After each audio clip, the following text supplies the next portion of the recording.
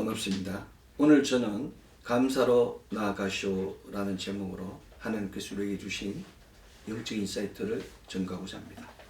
사랑하는 성도 여러분, 오늘은 종료주일입니다. palm Sunday. 종료주일은 그리스도 예수께서 예루살렘에 입성하신 날을 기념하는 절기로 부활절 전주일에 지켜집니다. 종료주일은 오늘 구약성서 본문 스가랴 9장 9절 시온에 따라 크게 기뻐할지어다 예루살렘에 따라 절거히 부를지어다 보라 내 왕이 내게 임하시나니 그는 공의로우시며 구원을 베푸시며 겸손하여서 나귀를 타시나니 나귀의 작은 것 곧 나귀 새끼니라. 이 말씀이 성취되는 순간이었으며 하나님의 그 구속의 계획들이 드러나는 중요한 영적 사건이었습니다. 그리스도 예수께서는 힘과 군마가 아닌 군대가 아닌 겸손하게 나귀 새끼를 타고 임하셨습니다. 이것은 세상의 왕과 전혀 다른 공의와 구원을 행하시는 하늘의 왕의 모습입니다. 세상의 왕과 딴판입니다. 하나님은 겸손한 자를 통해 일하시며 낮은 자리로 내려오신 그 그리스도 예수의 모습 속에 우리는 하나님의 참된 다스림과 그 하나님의 사랑을 느낄 수 있어야 합니다. 제자들과 많은 사람들은 바로 이 순간이 단순한 입성이 아닌 하늘의 역사가 시작되는 그 장면임을 직감했습니다. 스가랴 11장의 두 막대기, 은총과 연합, 그 두 막대기가 꺾어지며 세상을 향한 새로운 일들이 일어나는 사건이라고 직감한 것입니다. 이것은 예루살렘이 종교적 중심지이며 그곳에서 오늘 구약성서 본문 스가랴 9장 9절 바로 이 구약성서 26번째 책인 그 스가랴 예언자 스가랴의 말씀이 성취되었기 때문입니다. 메시아를 그 갈망하는 분위기 속에서 이스라엘 백성에게 그리스도 예수의 입성은 민족적으로 영적 기대감을 더욱더 고조시켰습니다. 예루살렘은 영적 감격과 기대의 물결로 가득 찼습니다. 한호와 경배의 열기 가운데 많은 사람들이 종려나무 가지를 흔들며 호산나를 외쳤습니다. 이는 그리스도 예수를 구원자이며 왕으로 받아들인 영적 감동의 표현이었습니다. 안타깝게도 바리새인들과 대제사장들은 이 분위기를 이욕으로 느꼈습니다. 그들은 예수님의 영향력을 두려워했습니다. 그 예수님에게 민중의 관심들이 옮겨가는 것을 불편해하였습니다. 당시에 종교 지도자들은 예수님을 그들의 근위에 도전하는 암적 존재로 보았습니다. 그래서 그를 적대시한 것입니다. 이로 인해 종료주일은 곧 그리스도 예수의 고난주간의 시작이 되었으며 배신과 음모가 드러나기 시작하는 그 시발점이 되었습니다. 당시 예루살렘의 분위기는 매우 독특했습니다. 종료주일의 예루살렘은 은혜와 오해, 기쁨과 어둠이 동시에 머무른 그런 도시였습니다. 많은 사람들이 예수님을 기쁘게 맞이했지만 그들의 기쁨은 표면적이고 조건적인 신앙이었습니다. 신앙은 조건이 되면 안 됩니다. 신앙은 all와 nothing, 전부가 되음에도 불구하고 예루살렘 그 백성들은 조건적으로 그리스도 예수를 조명한 것입니다. 사람들은 예수님을 정치적 해방자, 로마로부터 자신들을 구원해줄 구원자로 오해했습니다. 즉 내가 원하는 메시아의 이미지입니다. 예수님이 오신 목적과 스가랴 9장 9절 그 목적과 달리 그들이 바라는 것은 자기들이 원하는 메시아로 그 이미지를 그리스도 예수께 투영한 것입니다. 결국 호산나를 외치던 입술은 며칠 후 그를 십자가에 못 박으라로 바뀌게 되었습니다. 이 얼마나 끔찍한 일입니까? 유대인들은 일구이연, 한 입으로는 찬양을, 한 입으로는 저주를 행하는 엄청난 죄악을 범한 것입니다. 겉으로는 한화와 열광이 가득했지만 그 속에 긴장과 오해, 영적 갈등도 공존한 예루살렘의 두 얼굴이었습니다. 은총이라는 막대기가 꺾어질 때 죽은 자는 죽은 대로, 망하는 자는 망하는 대로, 서로 살 뜯어먹는 자들은 그렇게 하라는 그 스가랴의 그 일들이 실제로 일어나고 있는 것입니다. 예루살렘의 유대인들은 예수님 기대했던 메시아의 모습과는 달리 정치적 해방이나 군사적 승리를 가져다 줄 것이라고 믿었던 전통적 기대와는 다르게 예수님이 작은 나귀를 타고 평화와 사랑을 전파하는 인물로 나타나서 너무나 당황했습니다. 그래서 호세아나 호산나를 찬양한 유대인들은 마침내 그리스도 예수를 십자가에 못 박았습니다. 자기가 생각하는 그 이미지와 맞지 않다고 결국에는 십자가에 못 박은 것입니다.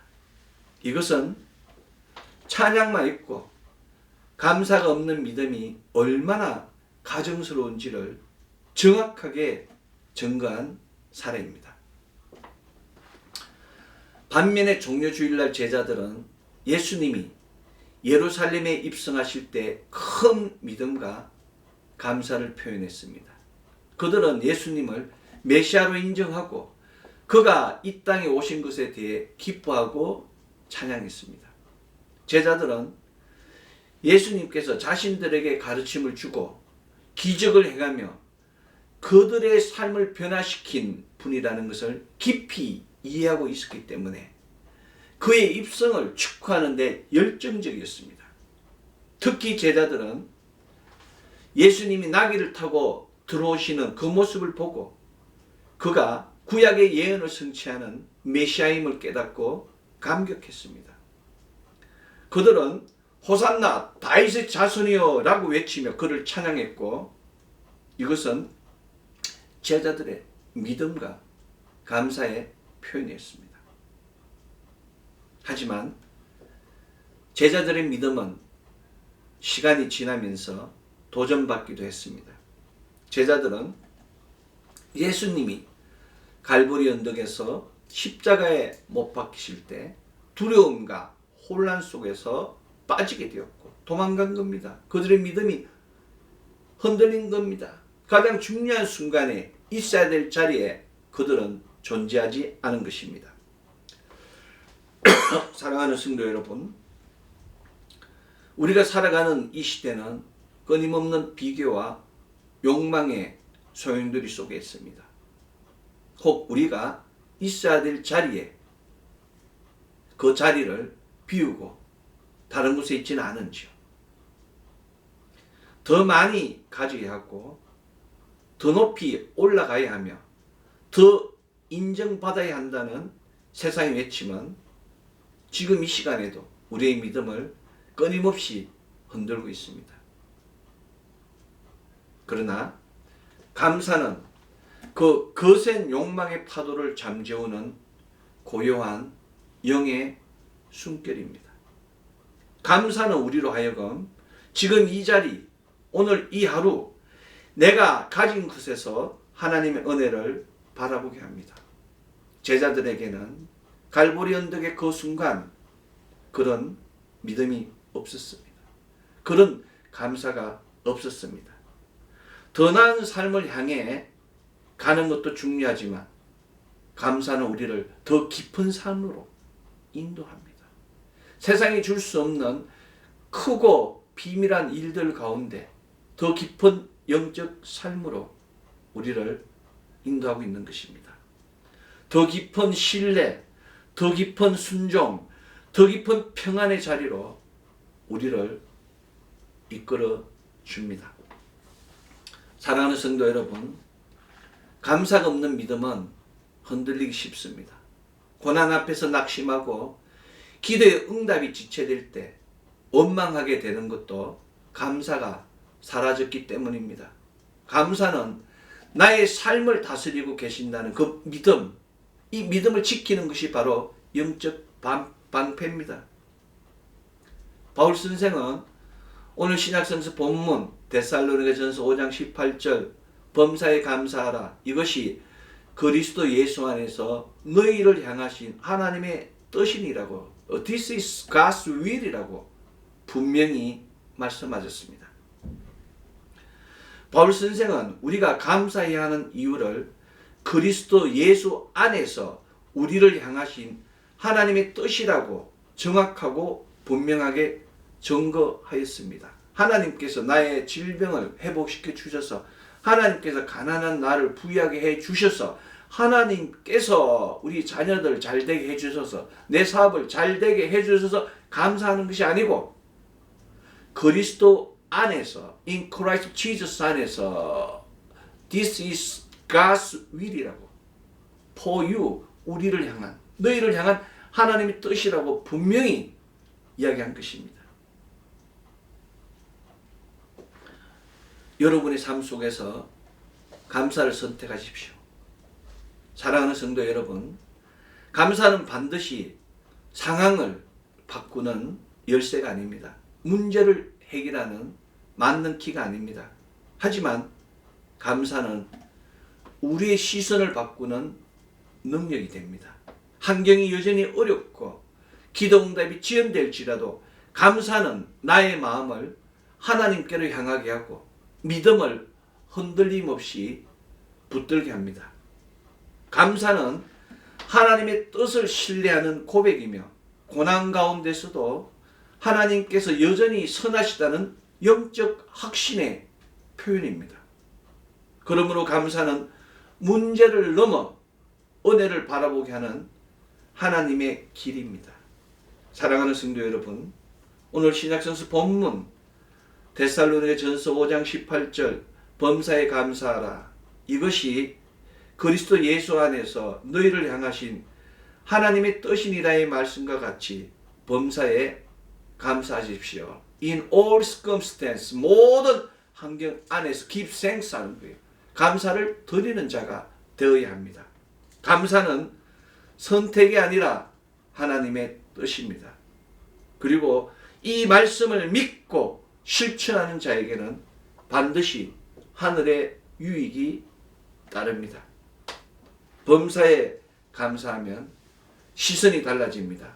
문제보다 하나님의 손길을 보게 되고 고난 속에서도 그 고난의 목적, 하나님의 목적을 바라보게 됩니다. 땅을 보던 눈이 하늘을 보게 되는 것입니다. 땅을 보던 눈이 하늘을 본다는 것은 엄청난 영적 성장을 가리킵니다. 땅을 보던 눈이 하늘을 보게 되면 문제 중심에서 하나님 중심으로 전환됩니다.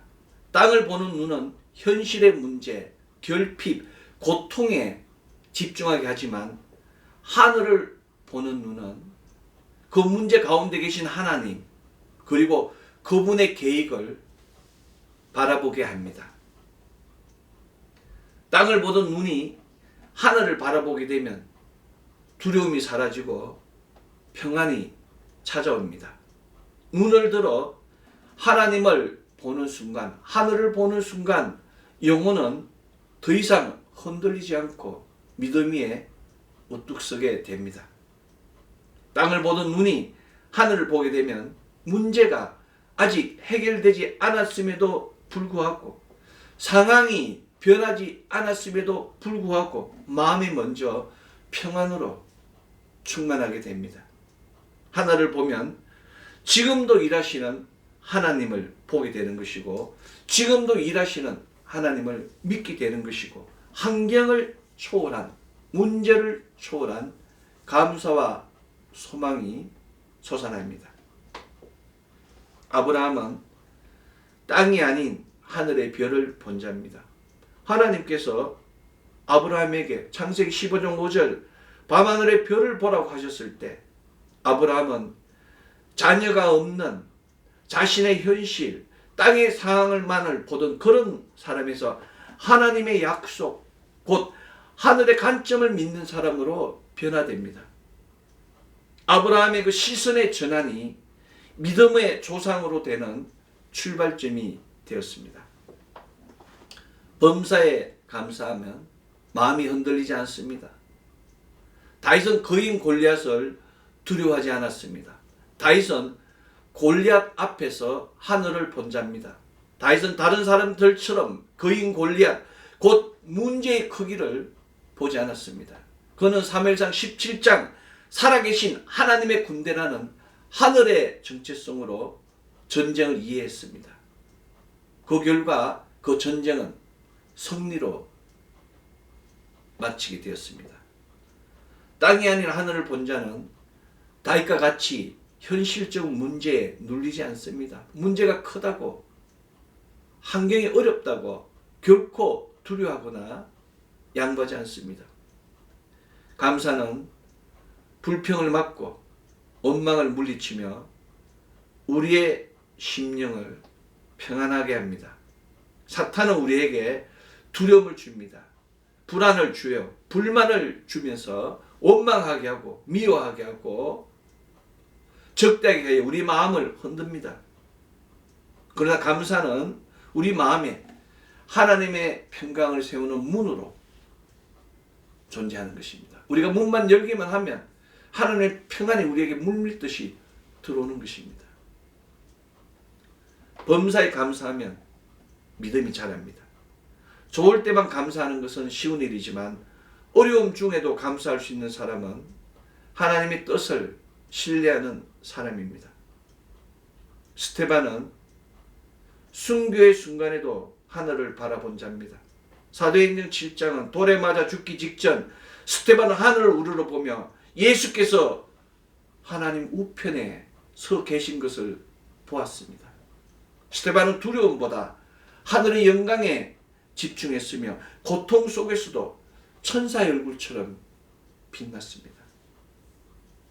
감사는 우리의 믿음을 연단시키고 하나님 깊은 상으로 그 하나님 깊은 사랑 안으로 인도하는 영적 훈련입니다. 지금 어려울 수도 있습니다. 지금 힘들 수도 있습니다. 그럴수록 더 감사하는 믿음을 고백하여야 합니다. 감사는 믿음의 고백이며 승리의 선언입니다. 우리는 종종 상황이 좋아져야 한다고 생각합니다. 조금만 기다려봐. 내 형편이 좋아지면 교회 나갈게. 아니 교회가 너무 작아. 그 키워도가 안 돼. 교회가 지하실이야. 교회가 물이 떨어져. 곰팡이 냄새가 나. 그래서 기도가 안 돼. 라는 사람들이 많습니다. 그러나 성경은 우리에게 말합니다. 감사는 환경이 아니라 결과가 아니라 믿음의 고백이라고. 오늘 신약성서 본문의 말씀과 같이 범사에 감사할 수 있는 믿음이 우리를 살게 하는 것입니다. 아직 기도 응답이 오지 않아도 길이 보이지 않아도 감사하는 자는 하나님 뜻을 신뢰하는 사람입니다. 감사는 지금 내게 주어진 것이 완전하지 않아도 하나님은 완전하신 날은 그 믿음에서 시작됩니다. 인간은 불완전합니다. 인간은 부족합니다. 인간은 결핍된 존재예요. 그러나 하나님께서 함께 하실 때 우리는 모든 일을 할 수 있습니다. 은총이라는 막대기와 연합이라는 막대기가 두 개 합치된 것 같이 우리의 믿음과 하나님의 기름 부음이 함께 할 때 우리는 승리할 수 있는 것입니다. 감사는 지금 내게 주어진 것이 완전하지 않아도 하나님은 완전하신다는 그 믿음으로 고백하는 것입니다. 그렇기에 감사는 환경을 초월한 믿음의 표현이며 영적 승리를 선포하는 언어입니다. 감사는 하늘의 언어입니다. 감사하는 자는 이미 승리한 자입니다. 그 마음은 세상의 흔들림에 따라 요동하지 않으며 하나님의 뜻 가운데 거하는 평안 안에서 온전한 평화를 누리는 자입니다. 감사는 하나님께서 내 삶을 다스리고 계신다는 확신의 선자만이 드릴 수 있는 거룩한 고백입니다. 하나님이 나를 다스리시면 그 순간부터 나는 빌립보서 그 4장에 놀라운 역사들이 일어나는 겁니다. 하늘의 평안을, 하늘의 시민권을, 하늘의 권능과 권세를 앞서서 누릴 수 있는 것입니다. 아무리 많이 가져도 마음이 불안한 사람이 있습니다. 아무리 많은 일을 이루어도 두려움에 사로잡힌 사람들이 많습니다. 감사는 가진 것이 없어도, 먹을 것이 없어도, 간거지 않아도 하나님 향한 믿음으로 평안을 누리는 그런 놀라운 비밀의 길입니다. 범사에 감사함으로 말미암아 하나님께서 예비하신 영적 유익을 풍성히 누리는 우리 모두 되기를 소망합니다. 오늘 구약성서 본문 스가랴 9장 9절 시온에 따라 크게 기뻐할지어다 예루살렘에 따라 즐거이 부를지어다 보라 내 왕이 내게 임하시나니 그는 공의로우시며 구원을 베푸시며 겸손하여서 나귀를 타시나니 나귀의 작은 것 곧 나귀 새끼니라의 말씀을 기억하고 오늘도 우리 삶에 찾아오시는 그 나귀 새끼 타신 그리스도 예수를 조용히 그리고 확실하게 영접하십시오. 중요한 것은 우리가 마음을 젠틀하게 할 때, 마음을 낮출 때 우리가 참된 왕을 알아볼 수 있다는 사실입니다. 내 마음에 교만이 들어가면 아무리 그리스도 예수께서 오셔도 알아볼 수가 없습니다. 오늘 신약성서 본문 데살로니가전서 5장 18절 범사에 감사하라 이것이 그리스도 예수 안에서 너희를 향하신 하나님의 뜻이니라의 말씀과 같이 기쁨 속에서도 고난 속에서도 변함없이 하나님께 감사드리는 우리 모두 되기를 소망합니다. 우리의 환경이 바뀌어도 하나님의 선하심은 변하지 않으십니다. 따라서 감사는 상황이 아니라 믿음 안에서 나오는 고백임을 믿으십시오. 감사는 하나님의 뜻이며 그리스도 안에 있는 자가 걸어가야 할 순종의 길입니다. 범사에 감사하는 자는 하나님의 손길을 경험하게 되며 지금까지 걸어온 그 걸음걸음이 은혜임을 고백하게 됩니다. 그러므로 감사는 곧 믿음을 지키는 힘이며 하나님의 뜻 안에 거하는 실입니다. 표징입니다. 오늘도 어떤 상황 속에 있든지 감사함으로 하나님께 예배드리는 우리 모두 되기를 소망합니다. 2025 종료주일 지금 이 자리 오늘 이 하루 내가 가진 것 속에서 하나님의 은혜에 범사에 감사함을 통하여 땅의 것이 아닌 하늘의 것을 보며 고난으로부터 오는 두려움을 다스리며 불평을 막고 원망을 물리치며 심령을 평안하게 하여 마음의 평강을 지킴을 통하여 영혼이 잘된 같이 범사가 잘되고 강건한 역사가 넘치는 가정, 자녀, 기업, 이 나라와 이 민족 되기를 소망합니다. 아멘. 기도하겠습니다. 사랑의 아버지 하나님 감사합니다. 2025 종료주의를 허락하여 주시고 거룩한 주의 날 또 거룩한 생명의 말씀으로 거룩한 영으로 충만케 해 주심에 감사드립니다. 우리 안에 하나님 아버지 때로는 감사가 부족하였습니다. 제자들과 같이 있어야 될 자리에 하나님 잊지 못할 때도 있었습니다. 하나님 우리의 믿음을 성령과 함께하여 주셔서 강건케 하여 주시옵소서. 하나님 어떤 환경에서도 감사로 나아가는 우리 입술 되게 하여 주시옵소서. 땅의 것이 아닌